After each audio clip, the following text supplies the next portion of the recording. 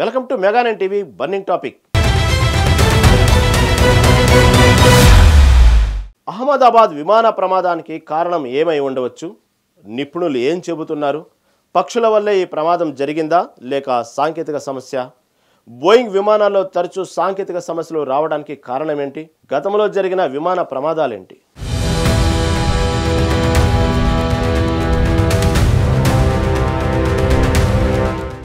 విమాన ప్రమాదాలకు సాంకేతిక వైఫల్యాలు ఓ కారణమైతే పక్షులు కూడా కొన్ని సందర్భాల్లో ప్రమాదకరంగా మారుతున్నట్లు నివేదికలు వెల్లడిస్తున్న విషయం తెలిసిందే. తాజాగా అహ్మదాబాద్ నుంచి లండన్ బయలుదేరిన ఎయిర్ ఇండియా విమానం టేకాఫ్ అయిన కొన్ని క్షణాలకే ఘోర ప్రమాదానికి గురైంది. ఇందుకు స్పష్టమైన కారణం తెలియనప్పటికీ పక్షులు ఢీకొనటం వల్ల విమానం నిర్దిష్ట వేగాన్ని అందుకోలేకపోయి ఉండవచ్చని నిపుణులు అనుమానిస్తున్నారు. దీనివల్ల ప్రమాదం సంభవించే అవకాశాలను తోసిపుచ్చలేమని చెబుతున్నారు. ఘటనను బట్టి చూస్తే అనేక పక్షులు ఢీకొనడంతో విమానం 2 ఇంజన్లు దెబ్బతిని ఉండొచ్చని ప్రాథమికంగా కనిపిస్తోంది. టేకాఫ్ సరిగా కాలేదు. పైకి వెళ్లాల్సిన విమానం ఒక్కసారిగా కిందకు దిగినట్లు ఫుటేజ్లో కనిపించింది. పైలట్ వెంటనే మేడే కాల్ ఇచ్చారు. ఇంజన్ శక్తి కోల్పోవడం లేదా విమానం పైకి ఎగరలేకపోయిన సందర్భంలోనే ఇలా జరుగుతుంది.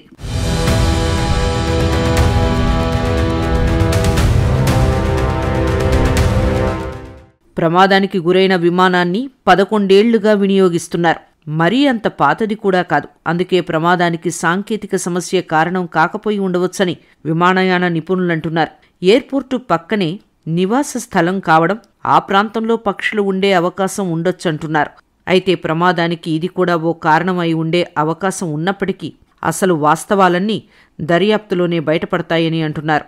అంతర్జాతీయ పౌర విమానయాన సంస్థ ప్రకారం విమానాలను పక్షి ఢీకొట్టే ఘటనలో 92% అంతగా ప్రమాదం లేనప్పటికీ మిగతా 8% మాత్రం తీవ్ర ప్రమాదాలకు కారణం కావచ్చు. దీనికి తోడు ఫ్లైట్ రాడార్ 24 డేటా ప్రకారం ప్రమాదానికి ముందు విమానం కేవలం 625 అడుగుల ఎత్తు వరకే వెళ్లినట్టు తెలుస్తోంది. అయితే సుదూర ప్రయాణానికి వెళ్లే ఆ విమానంలో ఇంధనం కూడా భారీగానే ఉంటుంది. ప్రమాదానికి ముందు విమాన దృశ్యాలు చూస్తుంటే ఎత్తుకు వెళ్లేందుకు బదులుగా విమానం వేగంగా నేలవైపు దూసుకెళ్లింది. ఇలా భారీ పరిమాణం, బరువు ఉన్న విమానం ఆ ఎత్తులో సిగ్నల్స్ కోల్పోవడం అత్యంత ప్రమాదకరమేనని నిపుణులు చెబుతున్నారు.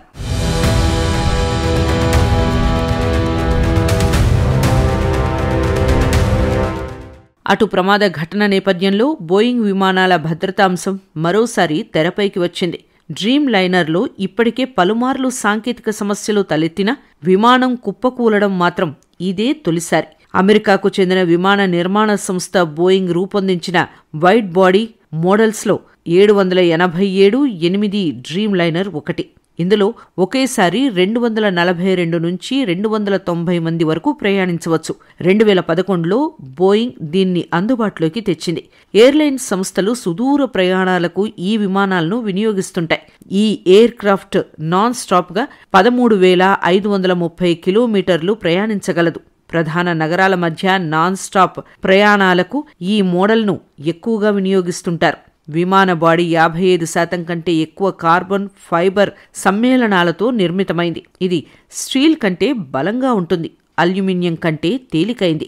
దీంతో ఇంధనాన్ని సమర్థంగా వినియోగించుకుంటోంది. పర్యావరణ రహితంగా దీనికి పేరుంది. అయితే బోయింగ్ 787-8 డ్రీమ్ లైనర్ విమానం హైడ్రాలిక్ లీక్ సమస్యలు, బ్యాటరీ సమస్యలతో ఎమర్జెన్సీ ల్యాండింగ్ అయిన సందర్భాలు ఉన్నాయి. బోయింగ్ 777 డ్రీమ్ లైనర్ మోడళ్ల నిర్మాణంలో నాణ్యత లోపించిందని ఆరోపణలు ఉన్నాయి. దీనివల్ల దీర్ఘకాలంలో ప్రమాదాలు జరిగే అవకాశం ఉందని, ఈ విమానాల తయారీని పూర్తిగా నిలిపేయాలని నిపుణులు కొందరు డిమాండ్ చేశారు.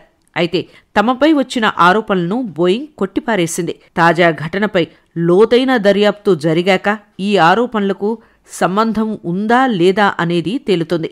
ప్రమాద ఘటనతో బోయింగ్ షేర్లు భారీగా పతనమయ్యాయి.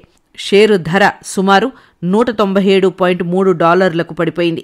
ఈ ప్రమాదం బోయింగ్ భద్రతా ప్రమాణాలపై మరిన్ని ప్రశ్నలు లేవనెత్తింది. గతంలో 2018-2019 ప్రమాదాల సమయంలో కూడా బోయింగ్ షేర్లు ఇదే స్థాయిలో $430.30 ఉండగా ఈ ప్రమాదాల తర్వాత గణనీయంగా తగ్గింది.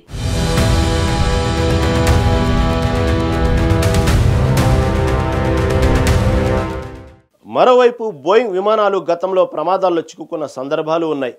1970 నుంచి ఇప్పటి వరకు వందల సంఖ్యలో ప్రమాదాలు జరిగాయి.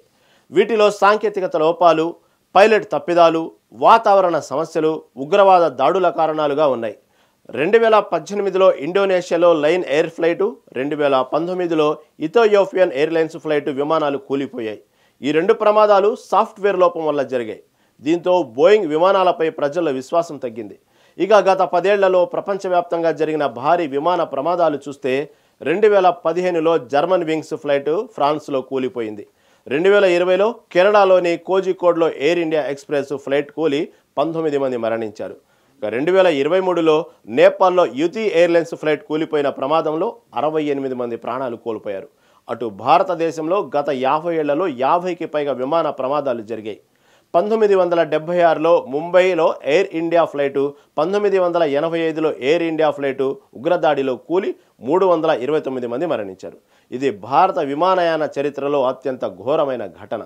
1990లో బెంగళూరులో ఇండియన్ ఎయిర్లైన్స్ ఫ్లైటు, 2010లో మంగళూరులో ఎయిర్ ఇండియా ఎక్స్ప్రెస్ ఫ్లైటు, 2020లో కోజికోడ్లో ఎయిర్ ఇండియా ఎక్స్ప్రెస్ ఫ్లైటు ప్రమాదానికి గురయ్యాయి. భారతదేశంలో విమానయాన భద్రతను మెరుగుపరచడానికి చర్యలు తీసుకుంటున్నప్పటికీ ఇలాంటి ఘటనలు ఇంకా జరుగుతున్నాయి. భవిష్యత్తులో మరింత కఠినమైన భద్రతా ప్రమాణాలు, సాంకేతిక మెరుగుదలతో ఇలాంటి ప్రమాదాలు తగ్గించవచ్చు.